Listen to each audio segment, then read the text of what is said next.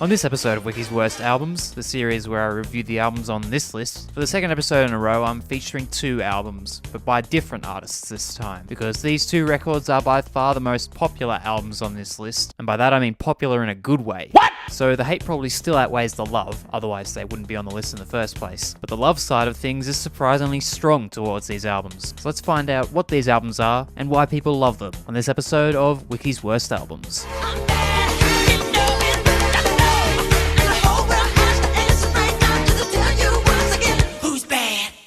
First up, we have the oldest album in this list from 1969, called Philosophy of the World by the Shags. The band was entirely made up of sisters from the Wigan family, formed at the insistence of their father Austin, who had had his mother accurately predict some things about his future from a childhood palm reading. But one prediction still remained, that his daughters would make a successful band. So he set out to make it happen, but unfortunately his daughters weren't very enthusiastic about the idea.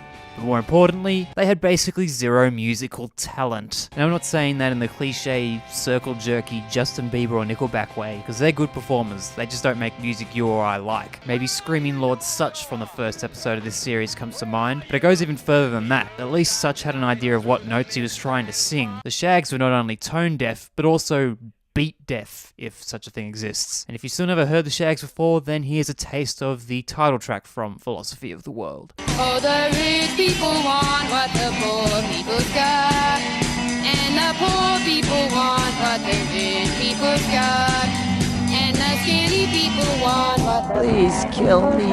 And that effectively sums up the whole album. Betty and Dot Wiggins' vocals are not only off-key, but also sung in a way that sounds like they've been lobotomized. Plus they sing meaningless and childish lyrics, which considering they were a group of young girls is probably no surprise. The guitar strings are presumably well out of tune, and Helen Wiggin on the drums seem to show some awareness of the existence of a beat. Unfortunately, it was a different beat to what Betty and Dot were playing to 95% of the time. Still, it could be argued that they were under-rehearsed rather than talentless no-hopers. For one, the vocals seem doubled by a guitar mimicking the vocal melody most of the time, both of which are fairly in sync with each other. And there are even some rare instances where it does feel like the guitar is playing along with the drums for once. But that's the only remotely positive stuff I have to say about Philosophy of the World. Apparently 1,000 copies of the album were initially produced, and someone ran off with 900 of them, to dump them in a landfill somewhere, I hope. It's telling that the first real sign of Shags' appreciation was from Frank Zappa, a musician with a huge discography full of humour, experimentation, and just generally not giving a fuck. He played some of their songs as a guest host on the Dr. Demento radio show, a show focused on comedy and novelty music. Again, I think that's pretty telling towards this album. And he branded the Shags one of the best bands he'd ever heard, and at some point in his life said that they were better than the Beatles.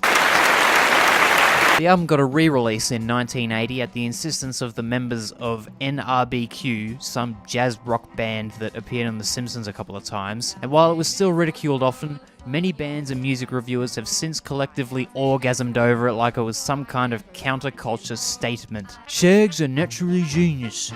They sound like they don't care about music. That's probably because they didn't actually care about music. Their delusional dad was the only thing keeping the group alive. The Shags sound like a complete, free-flowing articulation of that moment when people discover what it's like to make their own sound. So you're saying it sounds exactly like a bunch of kids trying to make music for the first time, which always sounds shit. Even Kurt Cobain apparently put this in his all-time top 10 favourite albums. But also he was a pretty massive joker sometimes. I mean, he recorded a song called Beans that sounds like this.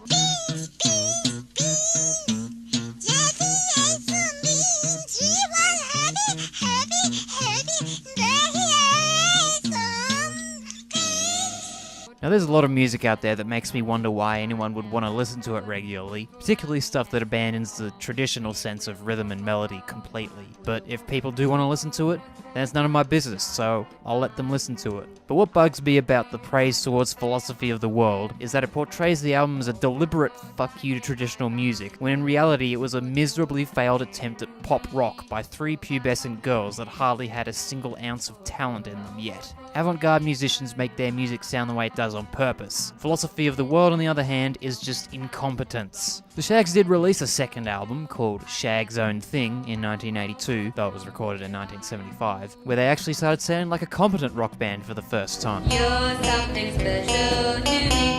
2, 3, 4.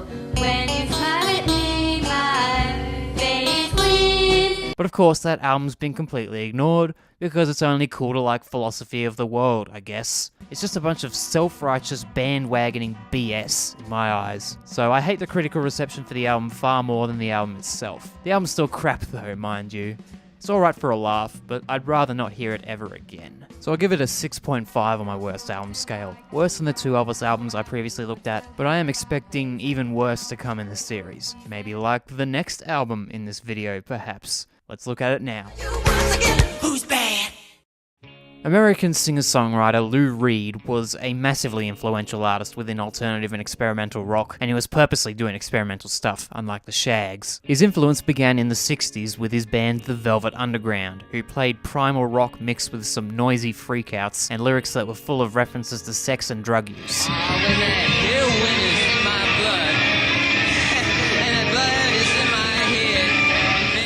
This ensured that the band were largely a commercial failure and wouldn't find their major audience until at least a decade after Reed left the group in 1970. After that, Reed shifted to a solo career that brought much more immediate success, with the David Bowie-produced 1972 album Transformer featuring Reed's most successful single, Walk on the Wild Side. Said, hey, babe, take a walk on the wild side. His 1974 album Sally Can't Dance then became his first, and to date only, US top 10 album. Perhaps Reed could have reached Springsteen levels in the American rock canon provided he played his cards right.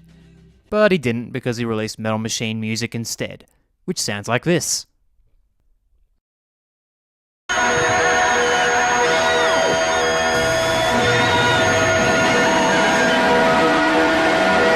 Metal Machine Music, the Amine Beta Ring, an electronic instrumental composition, dextro rotary component synthesis.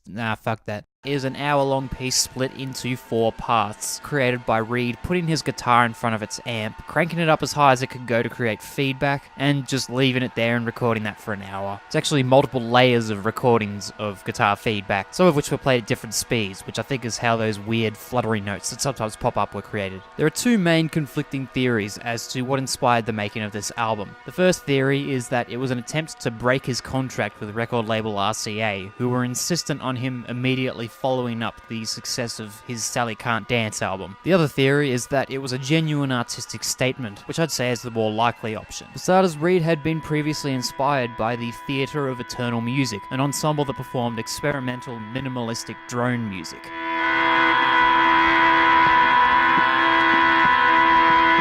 And 2 of its earliest members formed the Velvet Underground with Reed, though Angus MacLeese was replaced by Mo Tucker before they released an album. And while the edgy lyrics of the Velvet Underground came from Reed, John Cale had a big influence over VU's sound with its incorporation of avant-garde elements. Just compare their first 2 albums featuring both Reed and Cale to the next 2, which came after Cale left the group. There are some really poppy moments on both sets of albums, but there's far more of it on the latter 2.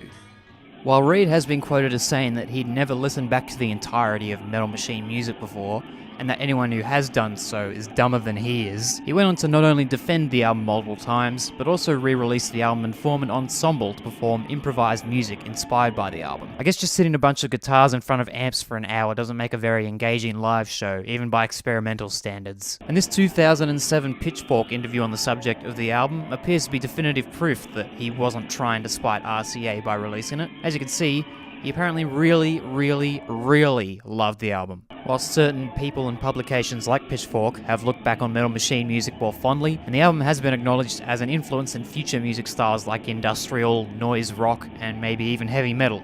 The kindness probably hasn't extended as far as it has with the Shags. In the book The Worst Rock and Roll Records of All Time, which named Having Fun with Elvis on Stage as the worst record ever, Metal Machine Music was named the second worst. And you can probably find tons more bad reviews of it out there. I won't bother mentioning any more of them.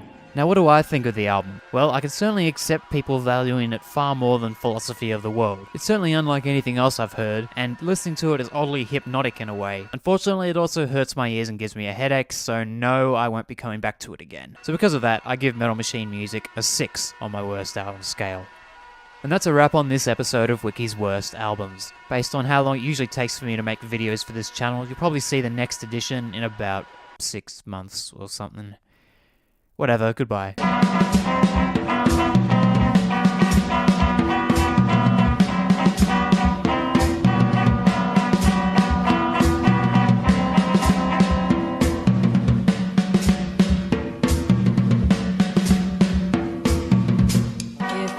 important life.